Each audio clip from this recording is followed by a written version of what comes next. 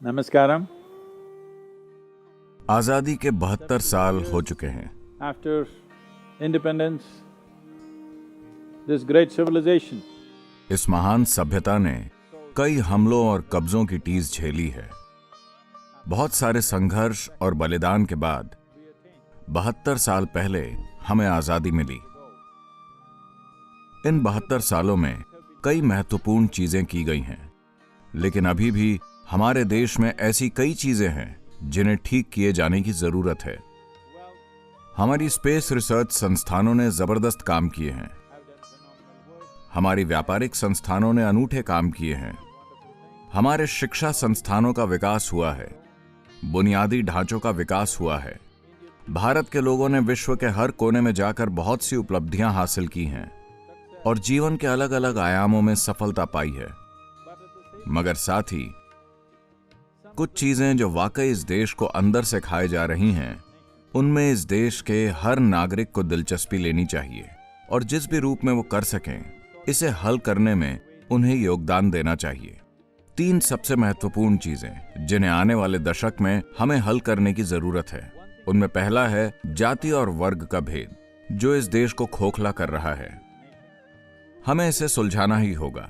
हमारी पहचान को जाति, वर्ग, समुदाय से ऊपर उठकर एक पहचान बनना होगा।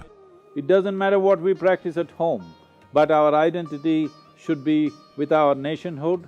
घर पर चाहे हम जो भी करें, मगर हमारी पहचान हमारी राष्ट्रीयता से होनी चाहिए। ये हमारे लिए एक सफल राष्ट्र के तौर पर आगे बढ़ने के लिए बहुत जरूरी है। जब मैं सफल राष्ट्र कहता हूं, तो मैं उन आधे अरब लोगों की बात करता हूं जो युवा हैं। हम दुनिया के सबसे युवा देश हैं।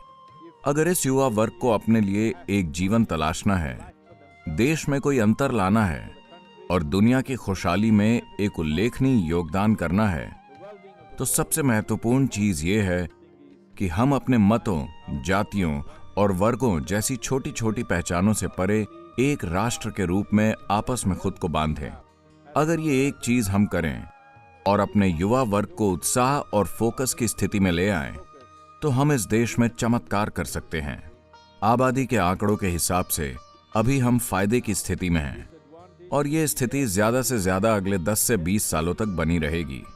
अगर इन 10 से 20 सालों में हम एक देश के रूप में एकजुट होकर दिखाएं, एक दूसरे के खिलाफ काम करना छोड़कर, एक दूसरे के खिलाफ बोलना छोड़कर, एक दूसरे से लड़ना छोड़कर, अगर ये सारी आबादी एकजुट होकर एक देश के रूप में साथ आ जाए, तो हम एक जादुई देश बन जाएंगे। हमारे पास क्षमता है, हमारे पास बुद्धि है और हमारे पास सामर्थ्य है और पूरा विश्व हमसे कई तरीकों से उम्मीद कर रहा है कि हम उन्हें रास्ता दिखाएं। आज दुनिया में हर कोई भारत को दुनिया के सफल भविष्य के रूप में देख रहा है। आने वाले 20 सालों में भारत दुनिया की सबसे बड़ी सफलताओं में से एक होगा, लेकिन हमें इसे संभव करना होगा। ये कोई भविष्यवाणी नहीं है, ये हमारा प्लान होना चाहिए। अगली चीज ये है कि भ्रष्टाचार ने हमारे देश की व्यवस्था के ढांचे को खोखला कर दिया है। इस संबंध में बहुत सारी चीजें की जा रही हैं। एक महत्वपूर्ण चीज ये है कि हमें लेन देन के सभी पहलुओं में टेक्नोलॉजी को लाना चाहिए। हर तरह के लेन देन में, चाहे वो जन्म प्रमाण पत्र हो, मृत्यु प्रमाण पत्र हो, बैंक के काम हो या कुछ और हो, इन सब में अगर तकनीक का इस्तेमाल होने लगे तो भ्रष्टाचार के लिए कोई जगह नहीं बचेगी। इस दिशा में कोशिश की जा रही है। लोगों को उसमें सहयोग करना चाहिए और हमें सरकार से आगे जाकर इसे संभव करना चाहिए, क्योंकि ये हमारे हित में है। क्योंकि भ्रष्टाचार का संबंध सिर्फ पैसे से नहीं है, ये एक देश में रहने की मूलभूत मानवीय गरिमा को खत्म कर देता है। अगली चीज ये है कि आतंकवाद और बाहरी हमलों के खतरे हैं, जिसके बारे में मैं सरकार और एजेंसियों और लोगों से सतर्क रहने का अनुरोध करता हूं, ताकि हम एक बार फिर अपने देश में ऐसी चीजें न होने दें।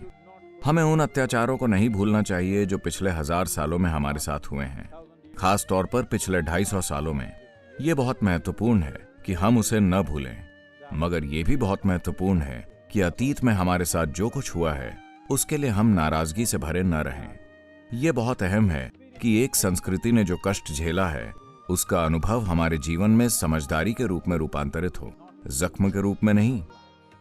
अगर कोई चीज दर्द देती है, तो या तो हम समझदार बन सकते हैं या जख्मी हो सकते हैं। हमें समझदार बनना होगा और ये पक्का करना होगा कि ये अनुभव हमें एक ऐसा देश और विश्व बनाने के लिए तैयार करते हैं जो आने वाली पीढ़ियों के रहने लायक होगा।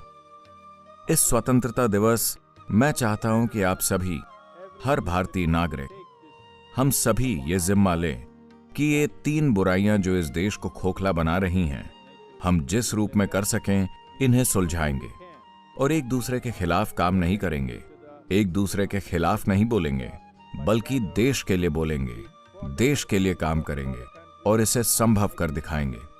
क्योंकि अब भी करीब 40 करोड़ लोगों ने ठीक से खाना नहीं खाया है, वो कुपोषित हैं। हमें इसे ठीक करना होगा। अगर ऐसा होना है तो एकता और राष्ट्र निर्माण की दिशा में एक सामूहिक प्रयास करना होगा। I beseech every one of you. मैं आप में से हर एक से विनती करता हूं कि इस 72वें स्वतंत्रता दिवस पर हमें ये सुनिश्चित करने के लिए खुद को प्रतिबद्ध करना होगा कि जिन बदनसीब लोगों को इस देश में मूलभूत पोषण भी नहीं मिल रहा है, उनके लिए हमें अगले 5 से 10 सालों में ये स्थिति बदलनी ही होगी।